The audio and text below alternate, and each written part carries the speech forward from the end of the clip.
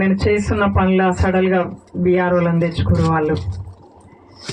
అసలు అంటే ఇప్పుడు మేము 5-6 సంవత్సరాలు అలా చేయబట్టుగా ఆ రోజు కూడా నాకు ఏమీ పని లేక నేను ఒకరోజు పోయి ఇక్కడ నాటేయడానికి ఒకరోజు ఉండి అసలు సడల్గా కూడా పిలవకుండా ఆమె ఏడ చేస్తుందిలే అన్నట్టుగా చాలా వరకు పిలవలేక ఉన్నప్పుడు నేను ఒక వారం రోజులు రూమ్లో ఏడ్చుకుంటా అలాగనే నేను కూర్చున్నా. నేను వచ్చిన కొత్తలా అయ్యగారు ఫోన్ చేసి, ఏందమ్మా ఎక్కడ మీరు ఇంటికి అసలు ఫోన్ ఎట్లా ఎత్తుతలేరు చేస్తలేరు అని వచ్చిండు. మా ఇంటికి వస్తే అయ్యగారు అసలు ఎక్కడ పని లేదు, ఎక్కడ బయటకు కూడా వెళ్ళబుద్ధి కావట్లేదు, నేను ఇంట్లోనే ఉంటున్నాను నేనన్నా.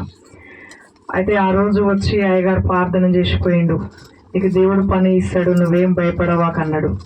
అయితే అంతకన్నా ముందర కూడా ఒకరోజు నేను మామూలుగా అడిగిన అన్నట్టు ఇక్కడ ఉన్న సత్యం సేటుని, అయితే వేరే అంటే అక్కడ చేసిన అలవాటుకి ఇక్కడ కూడా ఉందని అడిగితే అన్నాడు కదా, అలా ఏమో అమ్మ మరి ఉన్నారు కానీ కుమ్మరోళ్ళు వస్తున్నారు కానీ ఎవరు వాళ్ళని అడుక్కోపు అని అన్నాడు. వాళ్ళు చూస్తే మాడి బిడ్డలే వాళ్ళ ఉన్నది. ఇకనే నేను ఎందుకులే వాళ్ళ దాంట్లో పోయి ఇక మళ్ళీ ఇబ్బంది పడడం అన్నట్టుగా నేను సప్పదికుట ఊకున్నా. అయితే అయ్యగారు ప్రార్థన చేసి పోయిన తర్వాత మళ్ళీ ఆ సత్యం సేటే వచ్చి మా అమ్మలతో చెప్పిందంట, మీ అమ్మాయి పనికి వస్తున్నది రమ్మని చెప్పమని. ఆ రోజు దేవుడు ఇచ్చింది, ఆయన అయ్యగారు ప్రార్థన చేసినాక దేవుడు ఒకవేళ ఇచ్చింది ఆ పని.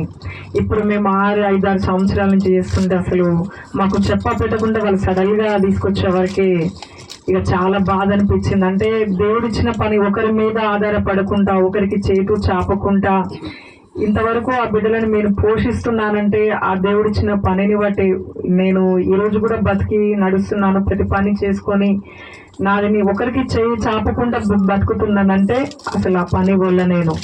కానీ చాలా బాధ అనిపించింది. అసలు కొత్త సంవత్సరం అసలు 31 అసలు ఏమన్నా మనసు పూర్తిగా లేదు, మనసు ప్రశాంతంగా లేదు. చేసే పనులు అయితే చేస్తున్నాం కానీ ఏదో ఒక పక్కన దిగులు, అసలు ఏందో అసలు ఎక్కడ పోవాలనో, ఏ పని పోవాలనో, మళ్ళీ ఎలాగా ఉండాలో అనేది ఒక టెన్షన్, మనసులో ఏదో ఒక తెలియని బాధ.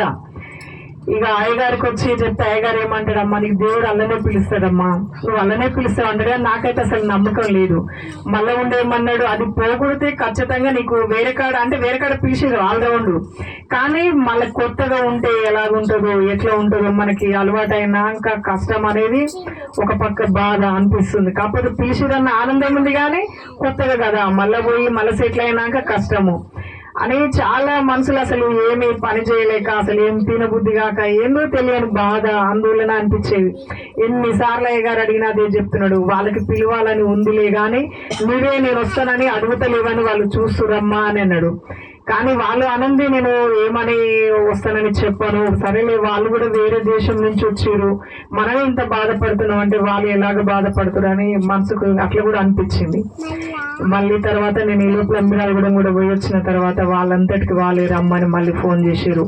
వాళ్ళు ఈ సత్యం సేట చేసిన అమ్మ వాళ్ళకి చేయడం తెలుస్తలేదు, వాళ్ళకి అర్థం కావట్లేదు, మళ్ళీ రమ్మని పిలిచిండు. అసలు దేవుడు ఎంత గొప్ప కార్యం అంటే. కానీ నాకు అనిపించేది మళ్ళీ ఒకవైపు ఇంతకాలం నుంచి ఇన్ని శ్రమలు, ఇన్ని నిందలు, ఇన్ని అపమానములు ఎన్నో దేవుడు చేసుకుంటా ఇంతవరకు తీసుకొచ్చిండు నన్ను, ఈ కొద్దిగా కూడా చేయలేడా అని ఏదో ఒక చిన్న విశ్వాసం అన్నట్టు. ఇంత జాదినోడు ఇప్పుడు జాతలేడా, ఇంతకాలం 2 పిల్లల నన్ను పోషించుకుంటూ ఇవన్నీ దాటించుకుంటూ ఇంత జాదుకుంటా ఇంత ఎదిగించుకుంటూ వచ్చి ఇప్పుడు నన్ను ఒక్కదాన్ని బతికించలేడా దేవుడు అనేది ఒక చిన్న విశ్వాసం ఉండేది. కానీ వాళ్ళందరికీ వాళ్ళ దేవుడు అధికారులని దర్శించి వాళ్ళ మనసులు మార్చి మళ్ళా నేను చేసిన పనులని మళ్ళా నన్ను నిలబెట్టినందుకు నాకు చాలా సంతోషంగా ఉంది. ఈ చిన్న సాక్ష్యం దేవుడు దీవించును గాక.